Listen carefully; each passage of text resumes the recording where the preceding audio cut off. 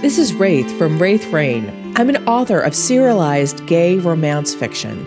Every week on this podcast, I'll be reading a chapter from one of my gay fantasy shifter serials called Dragon's Reign.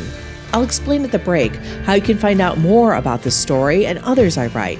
So let's get to it. Chapter 47. Civility. Valerius flew down to the courtyard outside of his throne room. As tempting as it was to land in Dragonstrike Square to excoriate and humiliate Iolaire in front of his people, he resisted, and landed only to an audience of Shioni, Simi, and Nagoye. Valerius shifted and landed in what some people called the superhero pose before gracefully rising to his feet. Immediately, Captain Nagoye was offering him his favorite silk robe embroidered with silver dragons to slip on. He drew the cool silk over his body and tied the belt. "Thank you, Nagoye," he said to her. "My king." Her eyes went up to the white dragon. "Did Iolaire just... well, did I see what I thought I saw?" "That Iolaire made Iolaire transform into his human form. Yes, Nagoye, you did." Valerius could not hide the satisfaction in his tone. While ice breath could be useful in a fight, this ability was a true game changer. Caden was so much safer now than he had been before. "The other dragons will think twice now before attacking him," Nagoye said with a nod. "There will be no more attacks in my skies," Valerius told her. Iolaire's actions had been beyond the pale, if predictable, but his just desserts were incredibly satisfying. Nagoye bowed and moved back to her post by the doors to his throne room. Valerius turned to watch the white dragon slow its descent and then, like a helicopter landing, drop all the way down to the stone-flagged courtyard. The wind from the white dragon's powerful wings blew Valerius's hair back, and he sheltered his eyes from the dust and leaves that were stirred by the air currents. Shioni stepped over to Valerius. "Are you all right, my king?" "You cannot possibly wonder if I am harmed. I think you are referring to my temper, and my temper is in check. Besides, how could I not be amused by that?" Valerius pointed to Iolaire, who was still caught in one of Iolaire's large clawed hands. Iolaire roared, "Put me down! Put me down now!" "He reminds me of Fay Ray trapped by King Kong," Shioni giggled. "You will pay for this, white dragon!" Iolaire howled as he kicked his bare legs. Both Valerius and Shioni were laughing now, though there was some hysteria to it. Shioni brought up a tablet to show him what the local news were reporting. There were helicopters hovering at a safe distance, recording everything, and Valerius could see what they were seeing. "Iolaire will never live this down," Valerius said, a smile curling the edges of his mouth. "This is almost better than me sending him flying towards the ground and roasting him." Shioni agreed, as she turned up the volume so that they could hear the anchor breathlessly saying, "And after Dragon King Iolaire's unexpected and clearly unauthorized flight over Reach, the white dragon emitted a call that appears to have shifted Iolaire back into his human form. Have you ever heard of a dragon shifter having that power, Tom?" She was asking the anchor that was in the studio while she was filming from Dragonstrike Square. "No, Carol, this is completely unexpected. But let's hear from our dragon shifter expert, Dr. William Tanaka." Tom, whose hair looked lacquered, turned to a distinguished-looking man in his 50s. Valerius had spoken to Tanaka once. He gave him no answers to his questions, but the professor of shifter studies at Harvard had known more than he thought he would. Dr. Tanaka answered in his pleasant voice. "As you are all aware, each dragon shifter has a main breath ability. In the case of our own Dragon King Valerius, fire is his main ability. But as he demonstrated today, he has a powerful air breath ability that dissipated Dragon King Iolaire's main breath ability, which is poison. It is rumored that Dragon King Valerius for certain has many more elemental powers than we have ever seen. But as to the white dragon's ability to actually force the shift, well, this is beyond anything we've seen so far." Carol broke in. "But Dr. Tanaka, are we certain that Iolaire truly caused Iolaire to shift? Perhaps he simply had an accident and Iolaire caught him." Dr. Tanaka gave her a slightly repressive smile. Dragon shifters like Iolaire are simply too old to have an accident like that. And I think it is pretty clear from the current reaction that Iolaire is none too pleased with our newest addition to that shifter group. They showed Ilarian's current behavior of hissing and spitting at Iolaire. Shioni turned off the tablet. How are you going to deal with this, my king? Iolaire has broken so many of the rules, and he attacked you, Shioni said. Let him dig his hole deeper. Violence, though, is not the answer for now, Valerius told her. She looked surprised, and one of her eyebrows rose. I thought you would be eager to do something physical to him. Oh, I am finding his humiliation far more satisfying. Besides, Iolaire should have its moment of triumph. You will release me! Iolaire screamed. Caden looked at Valerius for an okay to let the green dragon shifter down. Valerius gave a brief nod. This caused Iolaire to squawk even louder about how he would not be treated this way, and how dare Valerius and this runt white dragon do this to him, and he'd see them drowned in a sea of poison, and on it went. Despite his threats and calumnies, Caden set Iolaire down gently on the courtyard. The green dragon shifter stumbled back. Valerius rather thought he was stumbling away on purpose so as to get distance between himself and the white dragon without making it obvious. Better to be thought clumsy than afraid in Ilarian's mind. Valerius often thought the same thing. Iolaire does not take well to fear, Shioni murmured. I do not think he will forgive Iolaire for this. No, likely not. But now at least he knows that Iolaire, though small, is mighty, Valerius said. Iolaire made Green Dragon afraid, Raziel laughed. Ha ha! Little White Dragon caused him to crash from the sky! Valerius was just glad to hear amusement in his spirit's voice rather than anger. Raziel was in the best of moods. It was proud of the little white dragon that could. But neither Caden nor Iolaire should have had to intervene at all, Valerius thought. Iolaire should have respected me, but he did not. I will have to fix that. At that moment, part of Valerius wanted to go over and grab Iolaire by the scruff of the neck before threatening him within an inch of his life. But like Caden had said, that would be giving Iolaire attention, and any attention, good or bad evidently, would be treated as a victory by the green dragon shifter. So Valerius stood there, arms crossed, looking at Iolaire as one might an uninteresting bug.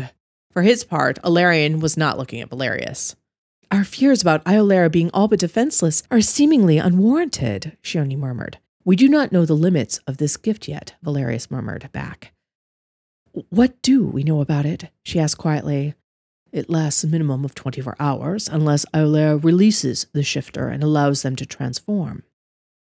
Shioni's eyebrows rose. 24 hours? Iolaire will be a madman before that if he's not allowed to shift. True, Valerius smiled. It was not a nice smile.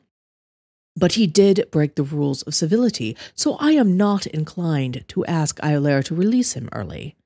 The two of them watched as the green dragon shifter stared daggers at Iolaire, his threats having dried up for some reason. Maybe simply being released had stopped the flow of words. Iolaire merely cleaned its wings and moved the tip of its tail up and down, rather cat-like, with seemingly no concern at all for Ilarian's ill temper. Iolaire scowled harder. Your nonchalance is annoying, Iolaire, Caden, Valerius chuckled. I know, he's really mad. Did you see him hopping up and down before? That was funny, Caden answered. Yes, well, you have made an enemy of him, I think. You must be very careful, Valerius cautioned. He didn't want Caden to get cocky. I guess I have. Though really, it's bullshit for him to be mad at me, considering everything. He was the one to go on television and say, I was his mate. Not to mention he was endangering people. Caden sounded affronted to have gained an enemy for unfair reasons. Valerius shook his head. Iolaire is not logical. He is a bully. He is used to being the strongest. My existence is nearly intolerable to him because I am stronger than him. Yours now. He did not expect you to be able to best him. Guess he doesn't want me as a mate anymore, thank God. Caden sounded relieved. Valerius knew that, contrary to Caden's belief, Iolaire would likely want Caden more than before. He would want to possess and lord over Iolaire. That was likely the only way he saw getting his face back. Why don't you shift? Ilarion suddenly shouted at Iolaire, "Let us see you in the flesh. Let us see how tough you are in your human form." He did not just say that. Shioni let out a disbelieving laugh. What does he think he's going to do? Have a fist fight with the white dragon? Valerius's hands curled into fists. He will never touch Iolaire. Iolaire continued with its cleaning, ignoring Ilarion entirely. We're not going to see Iolaire in its human flesh, dear Ilarion. Iolaire's human side is going to remain a mystery. Esme's voice drifted out of the double doors. The claw came to attention as she strode out wearing an icy blue dress that flowed around her like mist. Esme, Shioni called gaily, and the women greeted each other with air kisses. It is so good to see you, Shioni. It's been too long.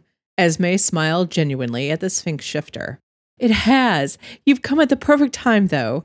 Shioni looked over at Iolaire. I had to stick my head out of the sunroof in the vehicle taking me here from the airport to get in on the action. Esme's eyes slid to Ilarion. He had taken the shortcut by shifting. But I did see the battle. You were magnificent, as always, Valerius. Raziel is so gorgeous. Those midnight black scales against the peerless blue sky. Esme kissed Valerius's cheek. I am magnificent, Raziel agreed. His spirit had always liked Esme, which was rare, as Raziel normally hated most people. Raziel extends its greetings to you and Scylla. Scylla so wanted to fly up there and get involved in things. Esme's eyes narrowed at Ilarion. He had violated all of their rules, not just Valerius's. To treat one dragon with a lack of respect was to treat them all that way. The delicate balance was kept by each dragon shifter acting carefully around the other. Ilarion had violated all of that. It was good that you convinced Scylla not to, Shioni said. Iolaire had things well in hand, all on its own. Oh yes, I saw that. Everyone saw that. Esme gave Ilarion a similar hard smile as Valerius had. The green dragon shifter ignored her. It was really impressive that Ilarion could pretend to be alone on this courtyard with Iolaire. Other than Esme's opening line, none of them had actually directly spoken to him, so there was that. Esme turned fully to Iolaire, who had stopped cleaning, to observe her almost shyly. She took a few steps towards the white dragon. Her expression was surprisingly tender. Aren't you beautiful? Oh my, such a lovely one. I am Esme, the blue dragon. My spirit's name is Scylla. Esme is a friend, Valerius assured Caden. Though she looks like a stylish grandmother, she is the most strategic mind of us all. She seems nice, Caden exclaimed, and Valerius got an impression of long-lost grandparents from Caden's past that he missed dearly. He wanted to warn Caden that Esme was more like Marban than she was like those fuzzy memories of white-haired older people who brought smiles and presents. But Iolaire was already slowly lowering its head so that its eyes were even with hers. Iolaire then slowly blinked, cat-like once more. Esme reached out to touch Iolaire. May I, dear Iolaire? She asked. Iolaire pushed its nose into her hand. She let out a delighted laugh and was soon scratching and embracing the massive head. She pulled back to gaze at Iolaire with affection. A huff of frost exited Iolaire's mouth. The white dragon looked apologetic, but Esme tisked. I control water, dear one. We are aligned, you see? She moved her hand through the last tendrils of drifting fog. They curled around her fingers and then transformed into water droplets that formed a small pool in her palm. Iolaire licked the water up experimentally, which had her laughing delightedly again. She patted Iolaire's nose. Valerius, Iolaire is quite the charmer. Esme's pale cheeks were pink with pleasure. Her sea-blue eyes looked quite brilliantly happy. In that moment, Valerius realized that she was glad for this new addition to their kind. He had thought she would be more concerned about the politics of it and the potential disruption of the power balance. It was her who had suggested the splitting of the planet into territories. But at this time, she seemed simply happy to embrace a new spirit in the realm. Iolaire is at that. Valerius strode towards them, and immediately Iolaire pressed its snout against Valerius's chest. Hot breath gushed over him, nearly blowing his robe off. Shioni came over as well. She got a lick from Iolaire in greeting. That left just Simi and Nagoye standing at attention by the doors of the throne room, where they were supposed to be, and Illairion standing awkwardly a dozen feet away. The green dragon shifter was no longer scowling. Well, no more than he naturally did. He looked thoughtful, which had Valerius feeling uneasy. Illairion had definitely not given up on getting Iolaire. Seeing Valerius observing him, Illairion met his gaze evenly. He gave a small smile to Valerius. "Well, this visit has not been boring yet," Illairion said as he approached. Iolaire's head rose abruptly as it turned to regard Illairion out of cool blue eyes. Illairion hesitated in mid-step. He finally held up his hands. "I have no ill will towards you." "That is hardly what you were saying earlier," Shioni remarked dryly. Illairion let out a few chuckles that didn't sound authentic. I was startled. I am not used to being manhandled." This coincided with Valerius's own beliefs. Illairion was off his game. He had revealed too much in that temper tantrum of his. But he expected to come here and what? Valerius wondered and narrowed his eyes. He has gone too long unchecked. No one can challenge him in his own territory, but here he has had a small dragon take him down to nothing. I hope you are enjoying Dragon's Reign so far. Now, you can tell I love shifters, and Dragon's Reign was the first serial I had a whole world of them, all different types. But I've also done the more traditional shifter tales involving werewolves, and one of those is a modern gay retelling of Little Red Riding Hood in my serial, Crimson. In Crimson, a lonely young man finds love in a werewolf pack. Gareth, alpha of the Cold Moon Pack, does not believe in mates. His friend went mad after his mate was killed, so Gareth resists love. But then he meets Jude Connor. Growing up an orphan, Jude experienced human cruelty and trusts no one. Still, he dreams of belonging to someone and being part of a family. Can he bring himself to trust Gareth and the Cold Moon Pack and make that dream a reality? If you'd like to check out the first few chapters of Crimson for free, the link is down in the description below. It was a quite a bit more than that, Illairion. Esme's expression was mild, but there was a sharpness to her tone. Illairion's expression grew dark for a moment, but then, with a visible effort, he smoothed it into a smile with another chuckle and shrug. I had no idea our newest edition's powers. His gaze hardened for a moment. But next time, I won't be caught off guard. Iolaire regarded him with a speculative look. The white dragon spirit was new, but clearly it wasn't a fool. But I would say let us put this in the past. I'm willing to forgive if you are, Illairion said to Iolaire. What the hell? He's willing to forgive? He's the one in the wrong, Caden cried, clearly furious over Illairion's behavior. Not to mention, he needs to apologize to you, Valerius, not me. Iolaire turned his head away from Illairion and pointedly looked at Valerius. Illairion grimaced, that darkness returning to his expression, but again he made an effort to be apologetic. He spread his arms wide and lowered his head. I see that I am to ask for your forgiveness, Valerius. Illairion waited for him to say something in return. Valerius was silent for long moments, which caused the green dragon shifter to glance up. I could not resist flying around your beautiful city. He bit you, Caden grumbled. That had nothing to do with sightseeing. I know, Caden. His lies are transparent and pathetic, Valerius answered. Green dragon pathetic, Raziel growled. His spirit was watchful. It wanted to make sure that Illairion made no move towards Iolaire. Razi was feeling just as protective as Valerius was. We should crush him. For once, Valerius wasn't quick to disagree. These actions were tantamount to spitting in his face. He thought, too, of the abuses that the President of the United States and the Prime Minister of Canada had brought to his attention. Illairion was flaunting all the rules. If he did nothing, it might be worse than acting. I wonder, Illairion, what your reaction would have been if Valerius had come to Moscow and buzzed those minarets of yours without your permission, Esme asked almost sweetly. Illairion's jaw worked, but then he shrugged. I think it would give my people quite the show. They normally only get to see other dragons on television or the net. I am surprised that they know there are other dragons out there. After all, you do limit your people's access to the internet, and every television station is state-run, Shioni said in the same tone as Esme. Instead of taking offense, Iolaire acted like the two women were simply silly, as he said, "I think information is overrated. Most people cannot understand their own limited existences, let alone a whole world of them. I make things simpler for my people in this time of information overload.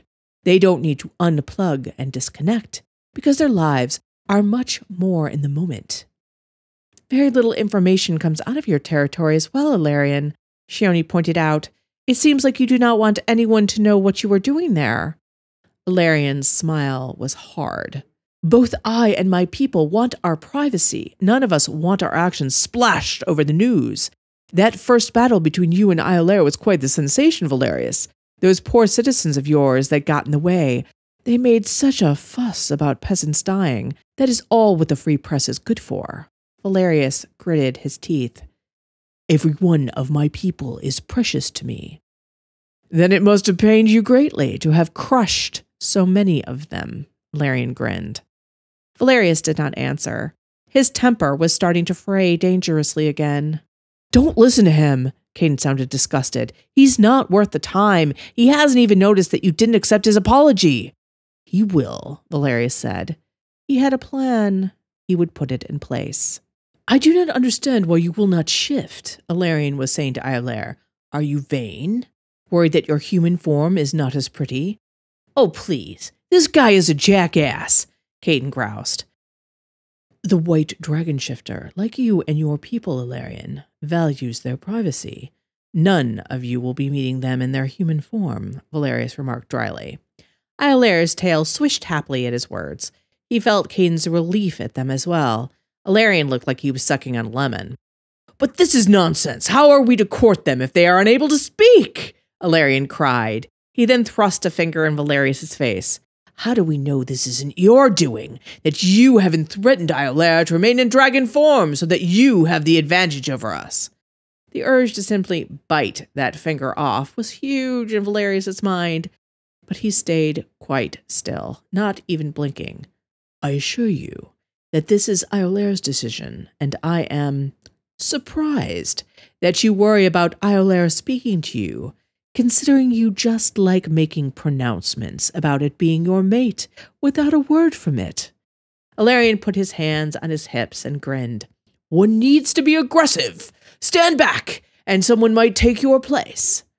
"Or you just come off as some creepy, controlling asshat," Caden remarked. Valerius smiled. Again, it wasn't a nice smile. "I assure you, Iolaire, that based upon what I know of Iolaire, you could crow every moment of every day, and it wouldn't make much of a difference." "That should be my line, but thanks, since I can't say it," Caden told him. "We shall see." Iolaire appeared completely unrepentant. Esme was back to patting Iolaire's snout, and Iolaire moved closer to get in on that action. Iolaire let out an angry snort of frost. Esme turned it into a thin glass wall between Iolaire and Iolaire. "Do not press your luck, Iolaire," Esme said dryly. "Iolaire does not want you near."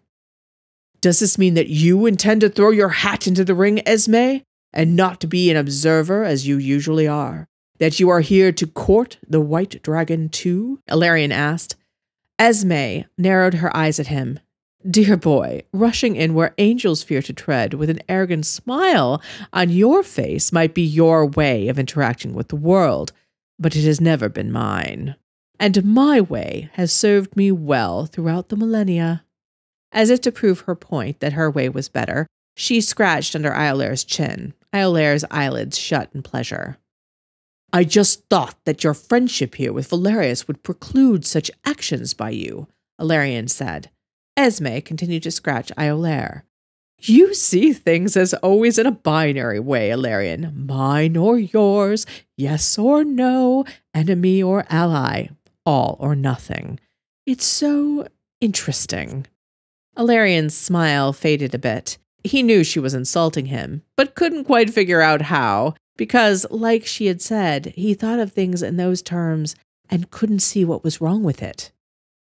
"My way has served me well too," Iolaire told her stiffly. She answered noncommittally as she continued to scratch Iolaire's chin. "If you say so. You have not asked about your ability to shift, Iolaire. I, for one, would be most curious about when you'll be able to do that again. Ilarian's jaw worked for a moment. I imagine that it will wear off soon. Shioni let out a soft huff of breath that almost sounded like a laugh. Ilarian's head jerked towards her. If you have something to say, then say it, Ilarian snapped at her. Do not speak to Shioni in that matter. Valerius's voice was cold. Apologize. She... Ilarian stopped himself. He rolled his lips together. I apologize for my tone. Your apology is accepted, Ilarian. I want you to have a pleasant stay in Valerius's territory, Shioni said gracefully. Despite how things have started out, perhaps not having the ability to shift for some period of time would be a good thing. Alarm flared in Ilarian's eyes. They darted all around. He was realizing that his time stuck in his human form was going to be longer than he thought. That was good to see. Are you letting all the dragons come here, Valerius? Ilarian asked as he watched the scratching. I let you come here, didn't I? Valerius pointed out. Ilarian's eyes narrowed. I would have come regardless. There was such tension for a moment that the air seemed to solidify with it. Iolaire let out a low hoot to remind him that violence was not the answer. Simi and Nagoye were alert at the doors, ready to come charging in. Shioni's hands flexed together in front of her chest as her gaze skipped between Valerius and Ilarian. Esme concentrated on Iolaire, but he felt her waiting for his reaction. He was going to give it. We need to crush him, Raziel repeated from earlier. Yes, I think we do, Raziel. At that moment, there was a commotion at the doors to the throne room. Simi and Nagoye were holding back 3 large men, who from their clothing and grim-faced demeanor were a part of Ilarian's entourage. You remain here until allowed forward, Simi growled at a bear of a man that stood 2 heads taller than him. Not that the snake shifter was intimidated. He looked about ready to strike. I am here to serve my master, the bear man snarled in a Russian-accented voice. He was holding a robe for Ilarian. My king has not said you would come out here, Simi hissed back. So, everybody that serves Ilarian is a bastard, Caden said. Good to know. Valerius gave a mirthless smile then, as he strode over to the bear man. He pulled the robe out of his hands. The bear man was so startled by his sudden appearance that all he did was open his mouth, but nothing came out. I will take this. Wait here. I would have words with your master before he retires to his quarters, Valerius told the bear man. He then went over and took Ilarian's arm firmly by one hand and dragged the green dragon shifter over away from everyone. Come, Ilarian, I would speak with you.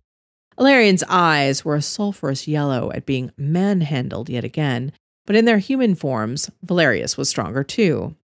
What are you doing, Valerius? Caden sounded uneasy. Setting the ground rules, he answered simply. When they were apart from the others was a semblance of privacy. Valerius released Ilarian's arm and held up his robe for him to put on. Ilarian's brow furrowed. Why was Valerius offering to help him into his robe? Was written across his craggy face. It was clear he suspected a trap. Valerius tilted his head to the side and cocked an eyebrow. Slowly, Ilarian turned and allowed Valerius to help him on with the robe. Just as Ilarian had slipped it over both shoulders, Valerius's hands bore down on those same shoulders. Ilarian let out a soft gasp at the pain as Valerius squeezed. Valerius's voice was low. Ilarian, let me make 2 things clear. Your insults and disrespect towards me are not forgiven, and you will pay for them in due time. Silence! He squeezed harder on those shoulders. He heard Ilarian's teeth grinding together to keep back the pain sounds that wanted to escape him. But here is the most important part for that little pea brain of yours to understand. Are you listening?